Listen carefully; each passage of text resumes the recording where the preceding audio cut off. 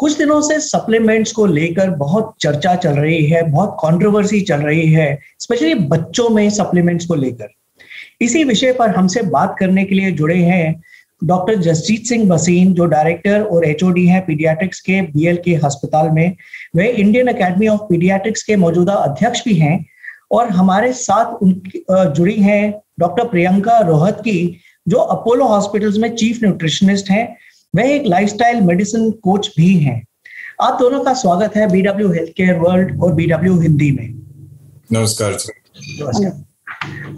मेरा पहला प्रश्न सर डॉक्टर भसीन आपके लिए है कि अगर हम हेल्थ सप्लीमेंट्स और हेल्थ ड्रिंक्स की बात करें, क्या ये बच्चों को देना जरूरी है?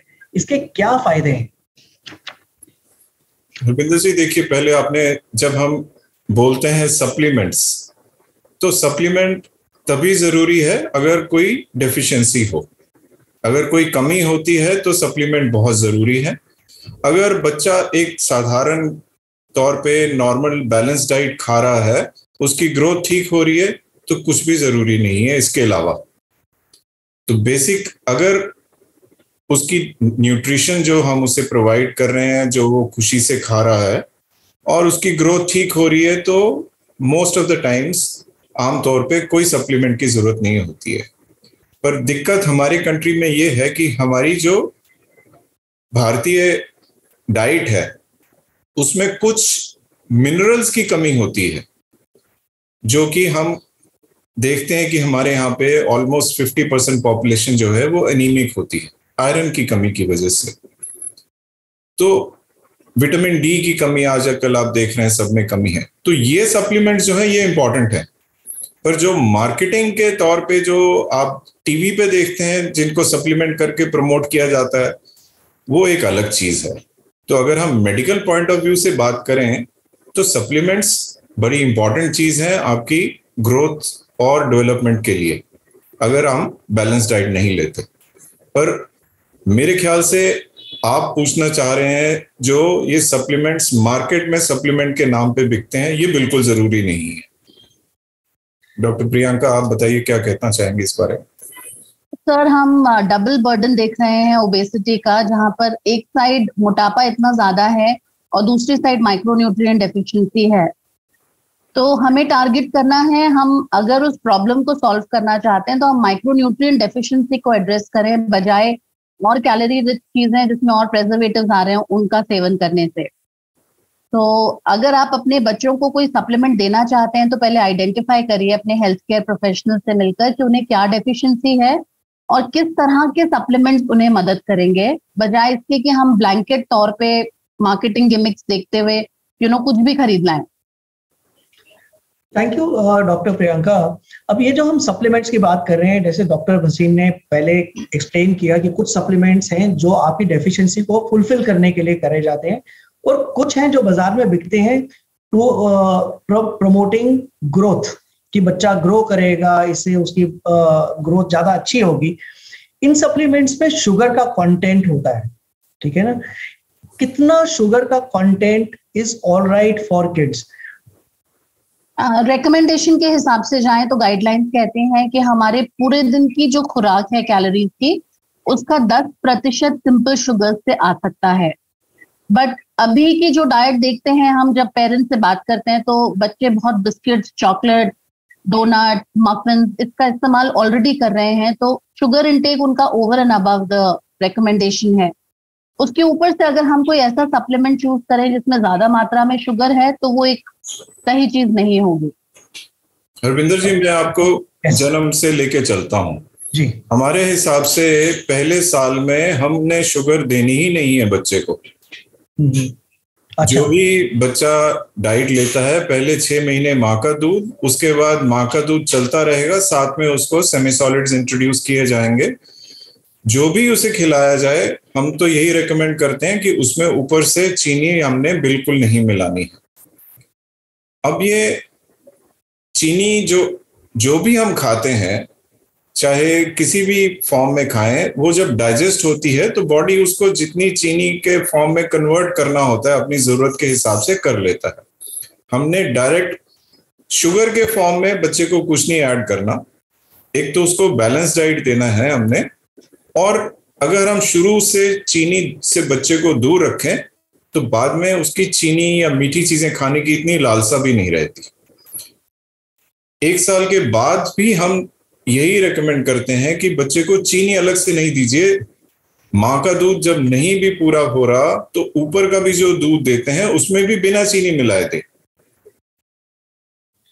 अब मीठा एक ऐसी चीज है कि हम लोग उसके अपनी जुबान के गुलाम हो जाते हैं, उसकी तलब लग जाती है।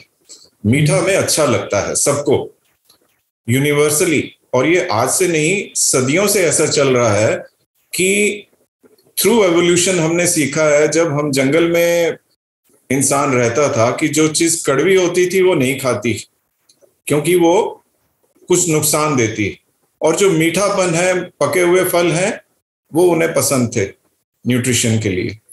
आजकल जो हम खाते हैं रिफाइंड शुगर्स, इस फॉर्म में तो कभी खाना ही नहीं चाहिए। आजकल जैसे हर एक चीज की सहूलियत हो गई है तो मीठा भी हर एक चीज में डाल के हमारे को लुभाया जाता है, और हम फिर जितनी जरूरत होती है उससे ज्यादा खाना शुरू कर देते हैं। तो जितना आप शुरू से बच्चे को मीठे से दूर रखेंगे उतना इन आदतों से दूर रहेगा। ये आपने बहुत इंपॉर्टेंट बात छेड़ी है डॉक्टर वसीम की। लत लग जाती है, तलब होती है, शुगर क्रेविंग जिसको बोलते हैं, जिसको हम बोलते हैं स्वीट टूथ है हमारा। क्या ये एडिक्शन है? एडिक्शन, मैंने वही कहा ना कि मीठा एक वाकई ऐसी चीज है कि जो हमें अच्छी लगती है, एंड थ्रू एवोल्यूशन हमें बॉडी बताती है कि ये ठीक है खाने के लिए। कड़वी चीज आप ज्यादा नहीं खा सकते, वो आप लिमिट करते हैं। मीठा आपका पेट भरने के बाद में भी आप खा सकते हैं। कड़वा अगर आपको खाना हो, दवा भी लेनी हो, तो जितनी जरूरी है वो भी अनमने मन से आपको लेनी पड़ती है। पर मीठा एक ऐसी चीज है कि आप जितना चाहें आप खा सकते हैं। तो मीठा अगर पसंद होगा और आपको पहले मीठा मिल जाए तो उससे आप इतना पेट भर लेंगे कि जो चीज आपके लिए जरूरी है वो छूट जाएगी। जैसे डॉक्टर प्रियंका ने कहा कि डायरेक्ट शुगर जो है, जो रिकमेंडेशन है, 2 साल तक तो हमने ऐड करना ही नहीं है शुगर बच्चे की डाइट में, और 10% से ज्यादा होना नहीं चाहिए। टोटल जो अगर चम्मचों में शुगर के, जो विजिबल शुगर की हम बात करें, तो 25 ग्राम से ज्यादा डायरेक्ट शुगर 2 साल के बाद में भी 18 साल तक आपने नहीं देनी। मतलब सिर्फ 5 या 6 चम्मच चीनी 24 घंटे में जी। जो विजिबल शुगर है किसी भी फॉर्म में। राइट। और आजकल केचप का सेवन, जैम का सेवन, जो लोग काउंट नहीं करते हैं शुगर, वो भी काफी पॉपुलर है। बिस्किट्स में इतनी शुगर है, तो जाने अनजाने में अगर आप डायरेक्ट शुगर भी नहीं खा रहे हैं या कंप्लीमेंट्स खा रहे हैं तो आपकी शुगर इंटेक 25 ग्राम तक हो जाती है। यहाँ पे मैं एक पॉइंट और ऐड करना चाहूंगी कि एक होता है शुगर एडिक्शन जो आपने टर्म यूज किया, दूसरा होता है शुगर क्रेविंग। तो हमने अक्सर ये देखा है फिजियोलॉजिकली शुगर एडिक्शन इसलिए होता है क्योंकि शुगर वर्क्स लाइक कोकेन। जितना आप उसको लेंगे उतना आपको उसका एडिक्शन होता जाएगा और आप और मीठे के लिए क्रेव करेंगे। You won't stop just at one. दूसरा है शुगर क्रेविंग, जो अक्सर तब होता है जब हमारे शरीर को पर्याप्त मात्रा में प्रोटीन नहीं मिलता है। तो अगर हम पूरे दिन में स्टार्व कर रहे हैं या स्किम्प कर रहे हैं अपनी मील्स को, जैसे हमने कुछ खा लिया, आधा आलू का पराठा खा लिया विद अचार, प्रोटीन कुछ नहीं गया उसमें। लंच में भी हमने रोटी सब्जी खा ली लेकिन कुछ खास प्रोटीन नहीं गया, तो शाम को हमें सिवियर शुगर क्रेविंग होगी। एंड उसे हम आसानी से मैनेज कर सकते हैं अगर हम दूध, प्लेन दूध या बॉइल्ड अंडा या दाल, इस तरह की नेचुरल चीजें इंक्लूड करें तो एडिक्शन एंड क्रेविंग दोनों हम मैनेज कर सकते हैं।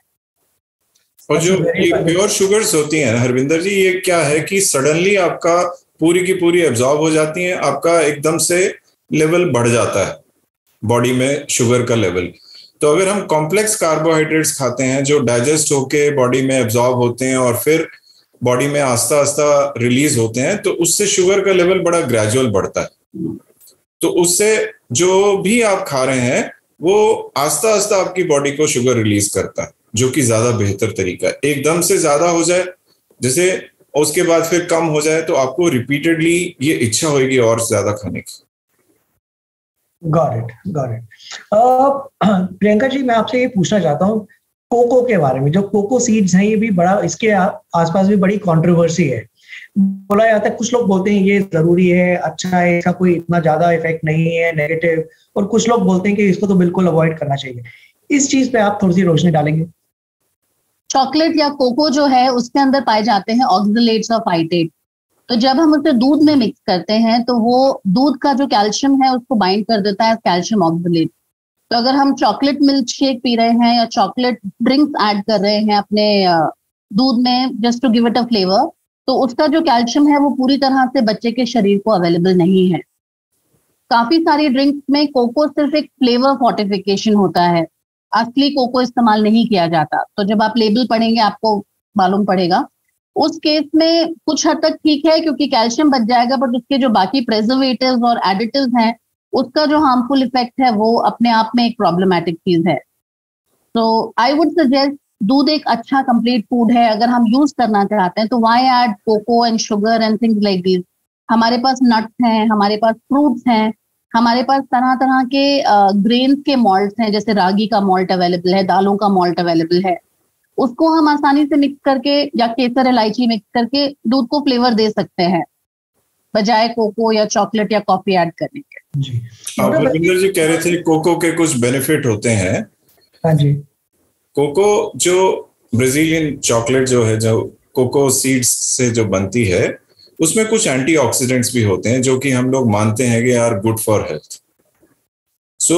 पर उनके साथ साथ एक प्रोडक्ट है जो कि कैफीन जो इसमें साथ में मिलता है। आप पिक एंड चूज नहीं कर सकते, मैं कोको लूंगा इसमें सिर्फ एंटीऑक्सीडेंट्स मिल जाएं, वो नहीं पॉसिबल है। जब आप कोको ले रहे हैं तो उसमें साथ में कैफीन आ रही है, तो कैफीन ऑलरेडी बहुत सारी चीजों में होती है, तो उसकी एक लिमिट है और वो एडिक्टिव होती है आपके लिए, और वो आपको एक पोटेंट स्टिमुलेंट है। और खास करके अगर आप कुछ दवा ले रहे हैं, आपको कोई डायबिटीज है, हाइपरटेंशन है, कोई कार्डियक प्रॉब्लम है, कोई न्यूरोलॉजिकल प्रॉब्लम है जिसके लिए आप दवाइयां ले रहे हो, तो ये कैफीन जो भी अमाउंट में होगी उसकी मेटाबॉलिज्म में इंटरफियर करती है। और जब आप ऐसी स्वादिष्ट चीज लेते हैं तो जैसे प्रियंका जी ने कहा कि आपकी टेंडेंसी होती है कि जरूरत से ज्यादा लेना शुरू कर देते हैं क्योंकि अच्छी लगती है, एक किक मिलता है, एक एडिक्शन सॉर्ट ऑफ हो जाती है। तो जब आप एक रिक्वायर्ड अमाउंट को एक्सीड कर दें तो फिर आपके लिए बहुत सारे प्रॉब्लम हो सकते हैं जी। वो अब हम सारे डिटेल में यहाँ पे अभी आई डोंट थिंक कि ये फोरम अलाउ करेगा, पर वो प्रॉब्लम्स जो हैं they can be really serious and at times आप जानलेवा भी हो सकते हैं जी। डॉक्टर वसीम, अभी बात हो रही थी दूध की, अब इस चीज के ऊपर भी बड़े मिक्स्ड रिव्यूज हैं। बहुत सारे डॉक्टर्स आजकल बोलते हैं कि दूध अवॉइड करिए। इसके बारे में आप क्या कहना चाहते हैं? क्योंकि हमने तो देखा है कि पेरेंट्स बचपन से ही बोलते हैं बच्चे को दूध पिलाओ, और सडनली डॉक्टर्स आजकल बोल रहे हैं कि दूध अवॉइड करिए।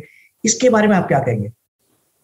देखिए, मैं फिर वहीं बचपन पे जाऊंगा। बचपन हमारे से तो पहले दिन से शुरू होता है, और दूध तो एक पूर्ण आहार है पहले 6 महीने के लिए। तो जो चीज माँ के दूध में मिलती है वो दुनिया में दोबारा हमारे को मिलती ही नहीं है। हर एक एज में आपकी बॉडी की रिक्वायरमेंट अलग अलग होती है। जब बच्चा पैदा हुआ है उस समय उसकी ग्रोथ और डेवलपमेंट जिस रेट से हो रही है वो रेट दोबारा हम अचीव नहीं करते, उसके करीब जाते हैं एडोलेसेंट तक, जब दोबारा प्यूबर्टल स्पर्ट आता है। तो जो फर्स्ट 3 इयर्स होते हैं तब आपकी ब्रेन डेवलप हो रही है, तब आपकी बोन्स डेवलप हो रही हैं। तो दूध जो है उसमें प्रोटीन्स भी हैं, उसमें कैल्शियम फास्फोरस भी है, उसमें दूसरे न्यूट्रिएंट्स भी हैं एडिक्वेट अमाउंट में आपकी ग्रोथ को मेंटेन करने के लिए। माँ का दूध हम कहते हैं कि आप 2 साल तक या उसके बाद भी देते रहिए, साथ में दूसरा सेमी सॉलिड 6 महीने के बाद शुरू करिए। जो आप बाद में दूध देते हैं, छोटे बच्चे में हम कहते हैं कि दूध देना जरूरी है क्योंकि दूध में आपको फैट्स भी मिलते हैं जो कि ब्रेन की डेवलपमेंट के लिए इंपॉर्टेंट है। तो बच्चे को हम फैट कम वाला दूध नहीं देते, पर 2-3 साल के बाद हम कहते हैं कि दूध कैल्शियम के लिए अच्छा सोर्स है, नेचुरल गुड क्वालिटी प्रोटीन्स हैं, पर फैट उसमें कम होना चाहिए। तो हम कहते हैं कि स्किम्ड मिल्क दीजिए या लो फैट मिल्क दीजिए, या जो भी दूध यूज करें वो पैस्चराइज्ड हो। एडल्ट लाइफ में या बड़े बच्चों में दूध जो है, again it is a important part of the dairy products जो है वो कैल्शियम के लिए हेल्प करते हैं। दूध नहीं लेंगे तो दूध की बनी हुई चीज लेंगे आप, भाई दही लेंगे, पनीर लेंगे, जो भी आप लेंगे, दूध और दूध के products they are a important part of the total जो बैलेंस डाइट है। ये कहना कि दूध ही खराब है या दूध के बिना गुजारा हो सकेगा बियॉन्ड अ पर्टिकुलर एज, पर फिर आपको कैल्शियम सप्लीमेंट्स लेनी पड़ेंगी, आपको दूसरे सप्लीमेंट्स एडिशनल लेने पड़ेंगे। दूध ज्यादातर जो है वो फोर्टिफाइड होता है, उसमें विटामिन भी होते हैं, वो भी साथ में मिल जाते हैं आपको। तो डॉक्टर प्रियंका इसमें ज्यादा रोशनी डाल सकेंगी। डॉक्टर प्रियंका, आपका क्या कहना है इसके बारे में? I consider milk to be an absolutely important part of the meal. लेकिन अगर आपको किसी तरह की इंटॉलरेंस है तो पहले आइडेंटिफाई करिए कि जो आपका दूध का सोर्स है कहीं वो अडल्ट्रेटेड तो नहीं है, जो कहीं ना कहीं आपकी इम्यूनिटी को इम्पैक्ट कर रहा है, ब्लोटिंग, इंटॉलरेंस कॉज कर रहा है। एंड अगर क्वालिटी अच्छी है, जो कि गारंटी करना मुश्किल है क्योंकि राइट फ्रॉम द सोर्स हमें दूध का सप्लाई नहीं मिलता है, हम पैकेज्ड मिल्क पे डिपेंडेंट हैं आजकल। तो checking the milk and ensuring कि वो अच्छी क्वालिटी का है, तो यस इनफैक्ट लोग बहुत प्राउडली आजकल कहते हैं कि हम तो जी डायरेक्ट सोर्स से लाते हैं, गाय का दूध मंगाते हैं। That is not right way to do it. दूध हमेशा जो भी आप कंज्यूम करें वो पैस्चराइज होना चाहिए। Right right. उसकी हाइजीन प्रॉपर होनी चाहिए। उसमें जो एक्सेस फैट है, अगर बफेलो मिल्क है या काऊ मिल्क है, उसमें एक्सेस प्रोटीन और फैट जो है वो रिमूव हो जाना चाहिए, तब वो आपकी कंजम्पशन के लिए अच्छा है। बच्चों को डायरेक्टली काउज मिल्क देना वो भी नुकसान कर सकता है। और जैसे डॉक्टर प्रियंका बता रही हैं कि कई बारी जो काउज मिल्क से आपको एलर्जीज हो सकती हैं, तो आपको उस कंडीशन में अवॉइड करना है। पर फॉर्चुनेटली काउज मिल्क एलर्जी एक ऐसी एलर्जी है जो कि 5-6 साल के बाद कम हो जाती है। जिनको पहले रहा भी प्रॉब्लम, कुछ सालों के बाद तो ये प्रॉब्लम आस्ता आस्ता कम हो जाता है। तो रेयरली कोई होता है एडल्ट लाइफ में जो इतना ज्यादा दूध पीता कि जिसको दूध से प्रॉब्लम हो रही हो। लिमिट में आप लीजिए, it is a important part of the balance diet, जैसे मैडम बता रही जी। डॉक्टर वसीम, मैं आपसे, डॉक्टर प्रियंका आपसे पहले पूछता हूं कि कौन से ऐसे सप्लीमेंट्स हैं जो हमारे को किसी भी वजह से अवॉइड करने चाहिए। मतलब हम एडवर्टाइजिंग देख के, मार्केटिंग देख के टेम्प्ट हो जाते हैं अपने बच्चे की ग्रोथ के बारे में सोच के, और हम देना शुरू कर देते हैं। और बहुत बारी हमें लगता है ये ओवर द काउंटर प्रोडक्ट्स उनसे हैं, दीज आर ऑल राइट, कि अगर मार्केट में आए तो टेस्ट होकर ही आए होंगे, और हम डॉक्टर से एडवाइस भी नहीं लेते क्योंकि बच्चे को कोई बीमारी नहीं है, कोई प्रॉब्लम नहीं है। कौन से ऐसे सप्लीमेंट्स हैं जो बिल्कुल भी किसी वजह से देने नहीं चाहिए? देखिए, अगर टोटली कॉन्ट्रा इंडिकेटेड होगा तो वो आ नहीं पाएगा मार्केट में, because FSSAI is also very very particular.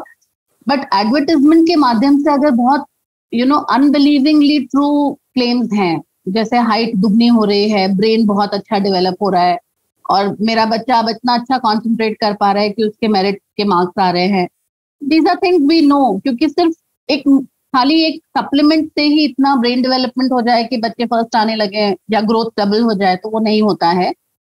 तो claims should also be believable कि आपको लगे कि हाँ। एंड प्रॉब्लम्स तो बहुत है। इतनी ओबेसिटी की प्रॉब्लम है कि अगर कोई कह रहा है कि वेट डबल हो रहा है तो that's a concern, that's not a good thing to look at. तो आपको जो भी देना है, it is always better to run through your health care professional, जिससे कि आपको उसके बारे में सही पर्सपेक्टिव मिल सके। बिल्कुल ठीक। कोई भी सप्लीमेंट तब तक नहीं लेना चाहिए हरविंदर जी, जब तक सप्लीमेंट जो है आपके डॉक्टर या हेल्थ केयर प्रोफेशनल प्रिस्क्राइब करेंगे। जो आप एडवर्टाइजमेंट देख के दे रहे हैं वो सप्लीमेंट नहीं हुआ, वो एक एडिशन हो गया, एडिटिव हो गया। सप्लीमेंट तब दिया जाता है व्हेन यू आर डेफिशिएंट। जो बच्चे किसी वजह से या किसी आदत की वजह से बहुत फसी ईटर्स हैं, उनमें कुछ डेफिशिएंसीज हो रही हैं, या उनके कुछ कॉन्ट्राइंडिकेशन है, या ज्यादा बीमार हो गए, उसके बाद किसी सर्जरी के दौरान उनमें ज्यादा डिप्लीशन होगी, उनका शॉर्टकट हो गया, for an number of reasons which are medical causes, उसके बाद उनकी ग्रोथ को सपोर्ट करने के लिए सप्लीमेंट्स दिए जा सकते हैं।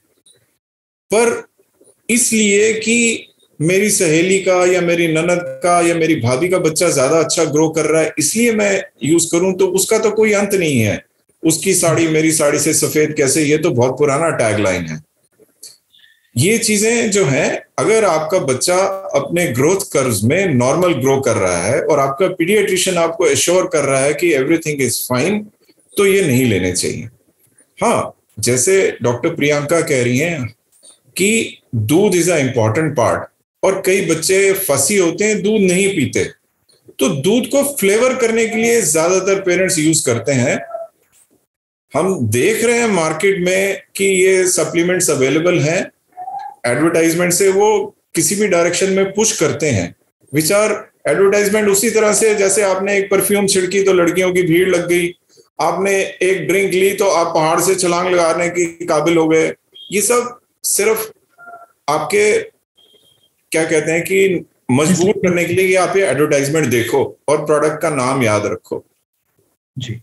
जैसे मैडम पहले बता रही थी कि बहुत सारे अच्छे फ्लेवरिंग एजेंट्स हमारे इंडियन हाउस होल्ड में मिल जाएंगे आपको, जो कि आप यूज कर सकते हैं दूध का फ्लेवर अच्छा करने के लिए।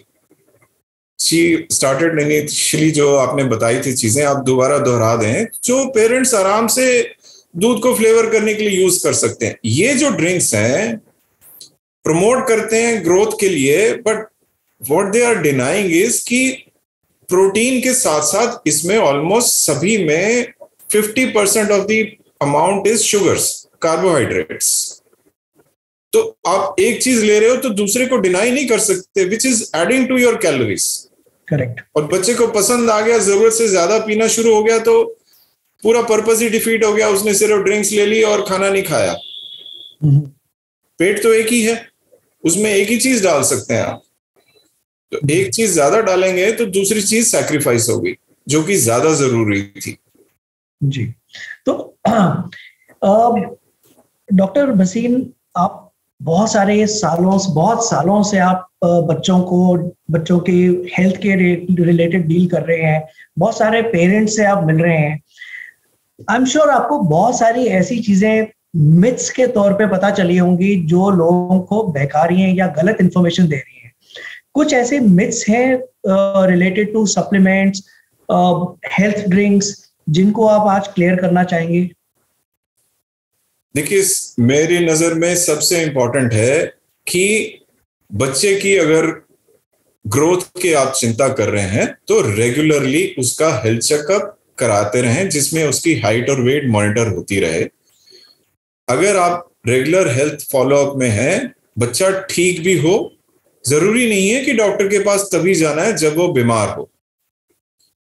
गाड़ी हमारी हम वर्कशॉप में तभी लेके जाएं जब खराब हो, ऐसा नहीं होता। साल में आप सर्विस भी कराते हैं, तो इसे सर्विस समझ के आप बच्चे की ग्रोइंग एज, जब उसकी न्यूट्रिशनल रिक्वायरमेंट्स यूनिक हैं और एडल्ट्स में पर बॉडी वेट के हिसाब से ज्यादा हैं, तो ये इंपॉर्टेंट है मॉनिटर करना कि he is growing properly.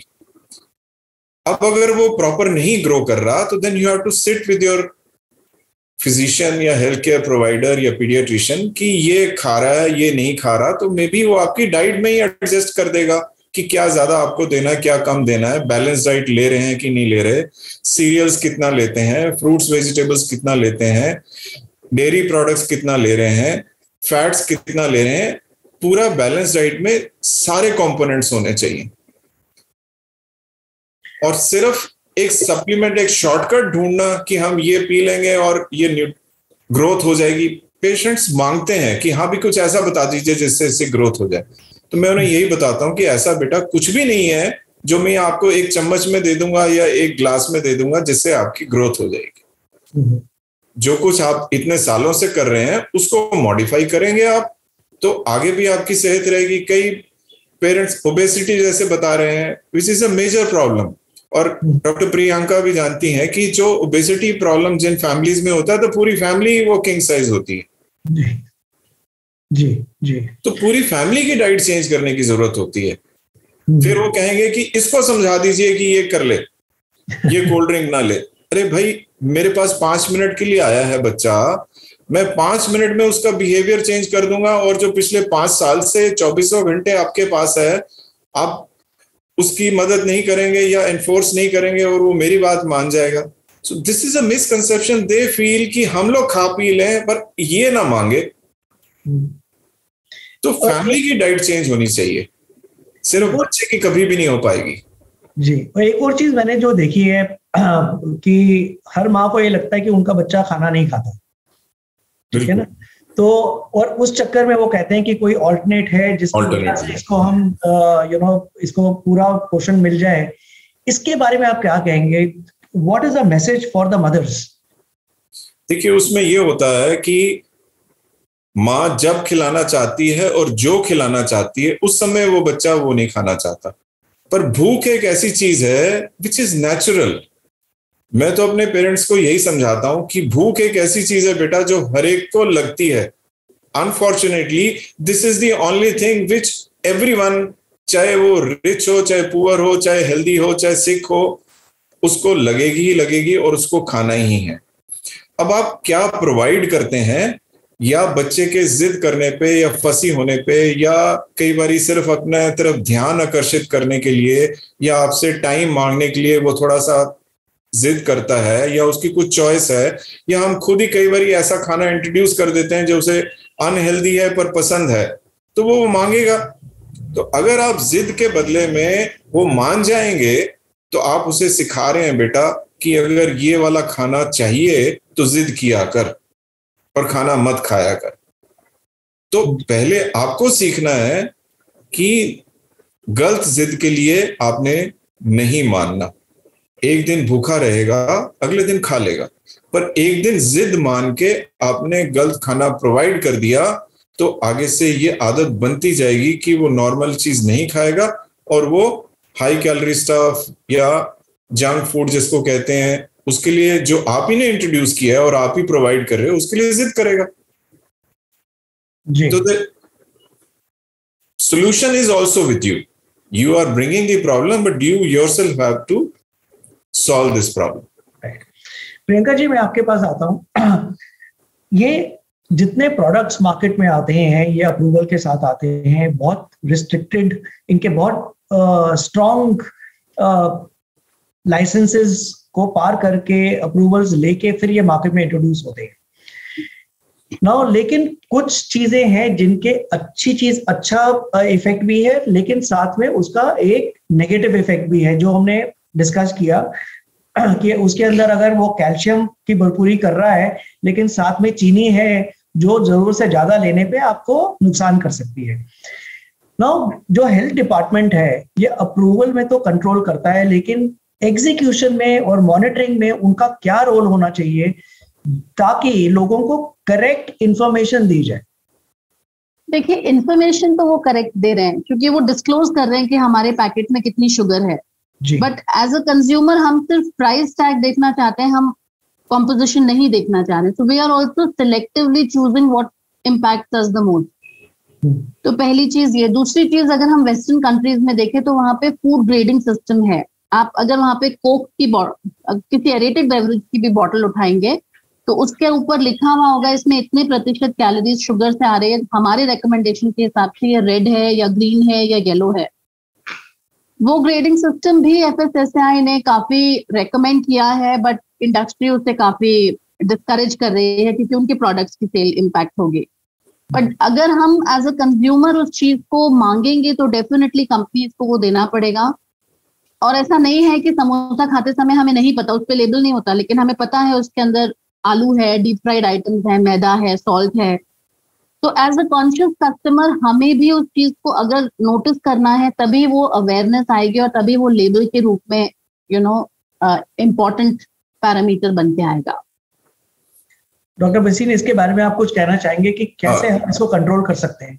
Harvinder जी, आप देखिए, this is a very big industry, और आपको ताजुब होगा जान के कि यूएस अलोन में, यूनाइटेड स्टेट्स ऑफ अमेरिका में, ये जो सप्लीमेंट्री फूड्स जो हैं, this is a $30 billion industry. ये सप्लीमेंट्स, फिर इसके साथ आ जाते हैं आपके एनर्जी ड्रिंक्स जो यहाँ पे शुरू हो गए। This is almost a $30 billion industry. और जितने स्पोर्ट इवेंट होते हैं जो यंगस्टर्स इसको देखते हैं, उसके मेजर स्पॉन्सर्स आजकल जो हैं ये सप्लीमेंट्स वाले हैं। यहां पर भी आप देखिए, जब एनर्जी ड्रिंक्स जो है, जब अक्षय कुमार और ऋतिक रोशन प्रमोट करेंगे तो उसका इम्पैक्ट एक अलग ही पड़ता है। हम क्या कर सकते हैं कि as parents we should at least ensure कि स्कूल्स में ये अवेलेबल नहीं है।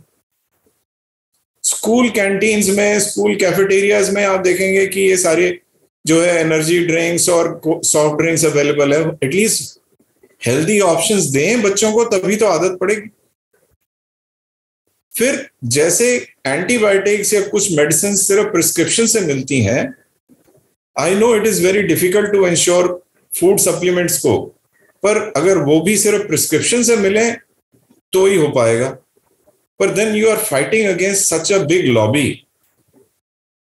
टोबैको, अल्कोहल, ये सारी बिग लॉबीज हैं।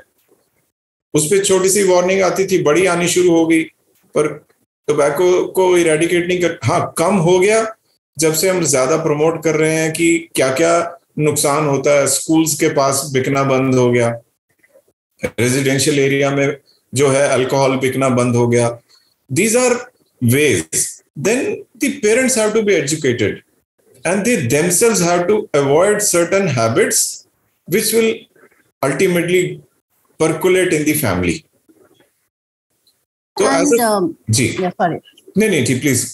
Snacking is a big gamble in our country, right from industry to the mothers. So they want a quick solution कि आप कुछ ऐसा बता दीजिए जो हम टिफिन में डाल दें। टिफिन में आप फल भी डाल सकते हैं, आप नट्स भी डाल सकते हैं, आपको जरूरी नहीं है कि बिस्किट या मफिन ही डालना है। तो और उतने हाई कैलोरी स्नैक की हर एक बच्चे को जरूरत नहीं है। तो स्नैकिंग पे अगर हम थोड़ा ध्यान दें तो हमारी जो बाकी 3 मील्स हैं, मोर और less they are not so difficult. अगर हम बच्चे की 11 बजे की और 5 बजे की स्नैकिंग को मिल्क शेक या घर की बनी हुई चीजों से मैनेज करें तो हम काफी हद तक उस ओबेसिटी बैटल को फाइट कर सकते हैं। डॉक्टर बसीन, अब मैं छोटे बच्चों से हटके एडोलेसेंट्स में आता हूँ।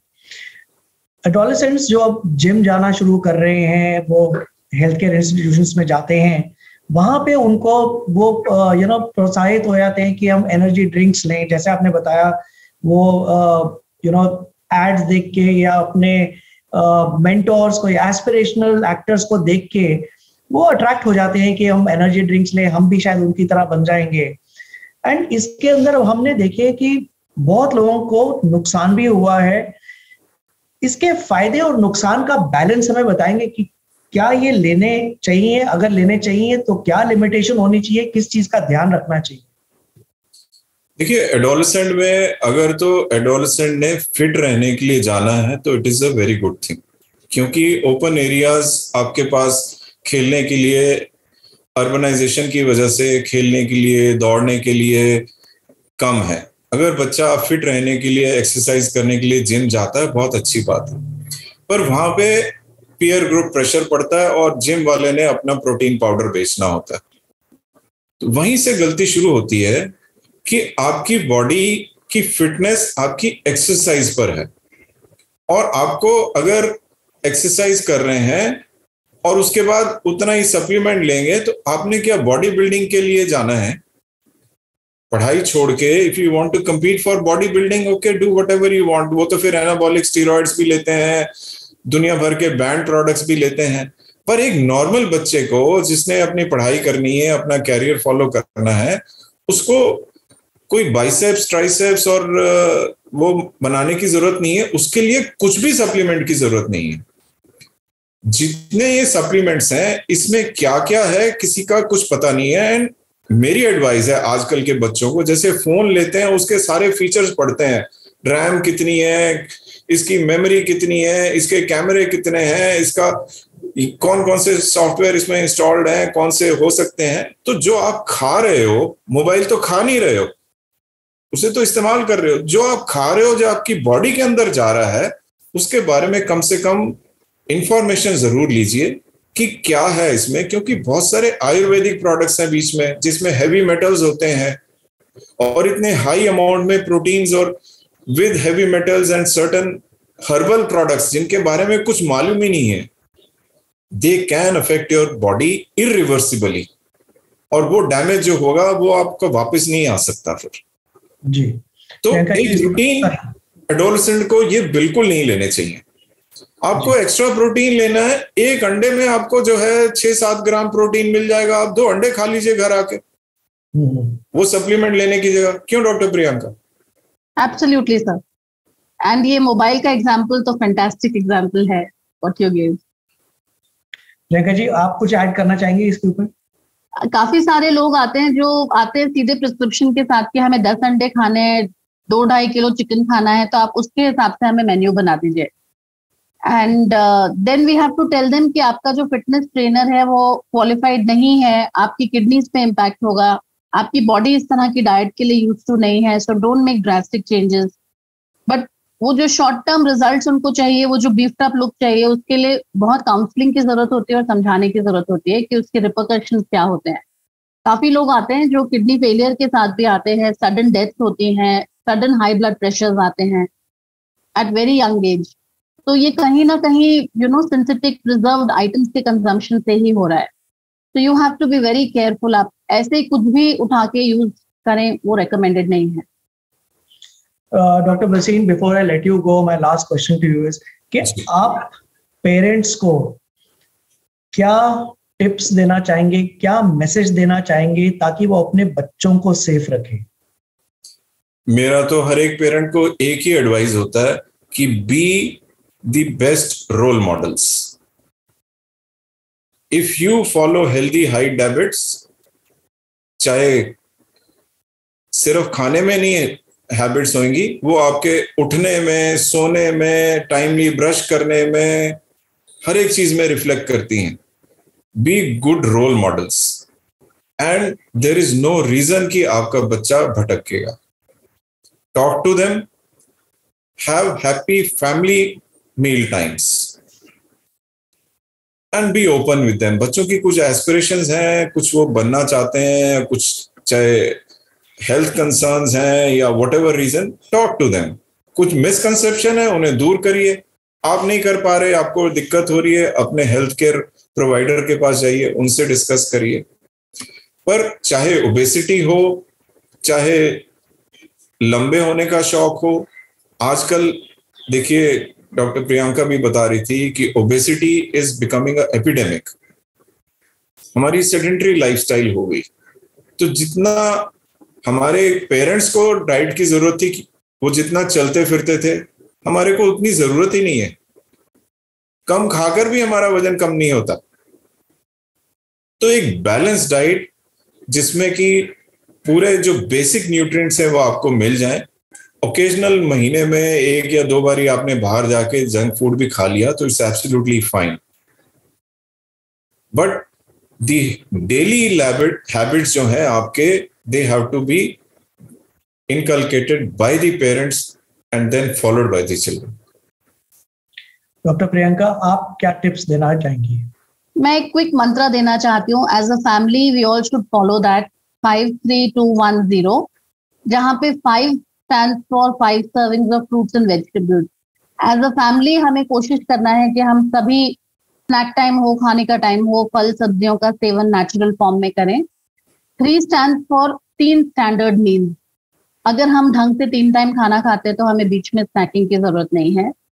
2 इज अ रिसेंट रिक्वायरमेंट, क्योंकि स्क्रीन टाइम बहुत बढ़ गया है, तो हमें 2 घंटे से कम का स्क्रीन टाइम रखना है। वो उसके अपने ही बहुत सारे प्रॉब्लम्स हैं, तो हमें आउटसाइड प्ले को इनकरेज करना है, स्क्रीन टाइम को कम करना है, स्टार्टिंग फ्रॉम द पेरेंट्स। अगर ऑफिस से घर आते ही हम भी अपने फोन पे लगे रहेंगे तो हम वही मैसेज अपने बच्चों को दे रहे हैं। 1 hour of good physical activity for everybody in the family. चाहे आप वॉक पे जाएं, बैडमिंटन खेलें, whatever you can possibly do, and 0 junk on a daily basis. कभी कभार ठीक है, लेकिन it should not be a daily thing on your table कि आप चिप्स का पैकेट या ये सब डेली खा रहे हैं. So as a family, if we follow, we can bring about a lot of change. मैं डॉक्टर प्रियंका आपसे रिक्वेस्ट करूंगा कि 2-4 आप जो हेल्दी स्नैक्स हैं जो मदर्स इजीली घर में बना सकती हैं वो आप जरूर शेयर करिए. फ्रूट मिल्क शेक्स हैं, दही के साथ आप फ्रूट्स डाल के स्मूदीज बना सकते हैं. तरह तरह के सीरियल्स आते हैं, not cornflakes and muesli, but आप ओट्स ले सकते हैं, दलिया ले सकते हैं, उसको सोक करके उसके साथ आप एक अच्छा सा ड्रिंक बना सकते हैं. खाने में आप बेसन का चीला, मूंग की दाल का चीला, ढोकले, इस तरह की चीजों का इस्तेमाल कर सकते हैं. बच्चों को नाचोस बहुत पसंद है, तो नाचोस की जगह खाखरा विद दही का डिप इस्तेमाल किया जा सकता है. फ्रेंच फ्राइज अगर बच्चे खाते हैं तो उसके साथ हम carrot stick, cucumber stick, radish stick भी रख सकते हैं. तो हम उनको कलरफुल फ्रेंच फ्राइज खिला सकते हैं, बजाय इसके कि हम सिर्फ फ्राइड आलू खिलाएं. जो भी स्नैक्स बनाएं, फ्रेश बनाएं, उसको फ्रोजन फॉर्म में इस्तेमाल ना करें. उसमें बहुत प्रिजर्वेटिव्स होते हैं, वो काफी हार्मफुल होते हैं. और मैं अगर हरविंदर जी आप अलाउ करो तो बड़े सिंपल, हमारी जो इंडियन डाइट और जो खाना हम लोग खाते हैं ना, प्रोटीन डेफिशिएंट बड़ी रेयरली होता है. If you are so poor कि you can not buy food.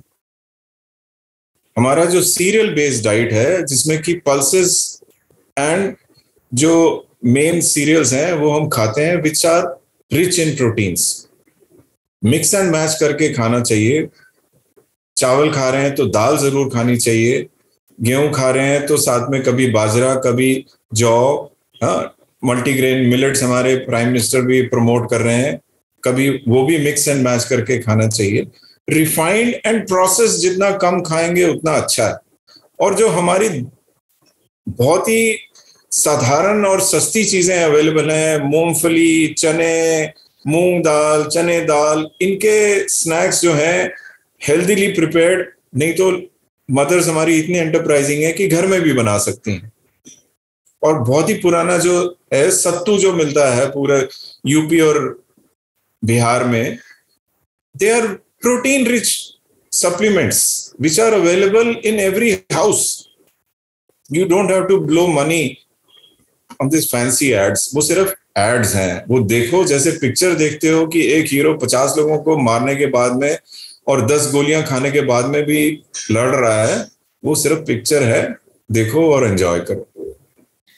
Flavour के लिए अगर आप डाल रहे हो तो ठीक, बस. नहीं, बहुत अच्छी टिप्स आप लोगों ने शेयर करी डॉक्टर भसीन और doctor Priyanka. I am sure ये बहुत यूजफुल रहेगा for anybody who watches this. मेरे अपने जो टेक अवेज हैं, जो मेरे को इम्पोर्टेंट लगे पेरेंट्स को बताने के लिए, जो सप्लीमेंट्स को देते हैं, कि पहली चीज तो पहले 2 साल के लिए तो बच्चे को शुगर देना ही नहीं चाहिए. उसके बाद भी आर्टिफिशियल शुगर अवॉइड करनी चाहिए at least till the age of 18. That's what you recommended. And third is supplements अगर देने हैं तो वो डेफिशिएंसी को पूरा करने के लिए देने हैं. Don't just proactively give it कि बच्चा ग्रो कर जाएगा. और अगर देने हैं तो पहले अपने हेल्थ केयर प्रोफेशनल को कंसल्ट करके जो आपके बच्चे के लिए ठीक है वो दें. और सबसे स्ट्रांग मैसेज जो मेरे को आज सुनने में मिला है कि आप अपने बच्चे के लिए अगर कुछ कर सकते हैं तो एक रोल मॉडल बनिए. वो आपको देख के, आपको ऑब्जर्व करके अपनी जिंदगी क्यूरेट कर रहा है. बिल्कुल. With that I really thank you from the bottom of my heart for taking our time. बहुत अच्छा लगा आपसे बात करके, बहुत यूजफुल इंफॉर्मेशन लगी मुझे. अपने लिए, अपने बच्चे के लिए बहुत रेलेवेंट इंफॉर्मेशन आज मिली है. Thank you so much doctor Wasim. Thank you so much doctor Rohatgi. Thank you very much. Enjoyed participating. Thank you. Thank you.